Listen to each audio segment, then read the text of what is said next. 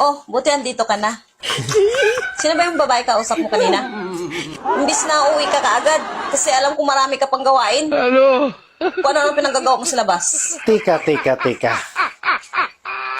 Magka-boarding house lang naman tayo.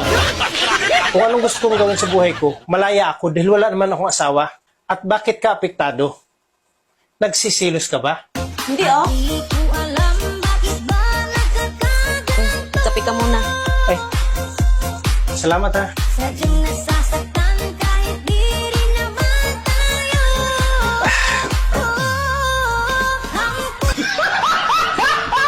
Tika. Nakalata na ko eh. May gusto ka ba sa akin? Bakit? May sinabi ba kung may gusto ako sa'yo? May ebidensya ka ba?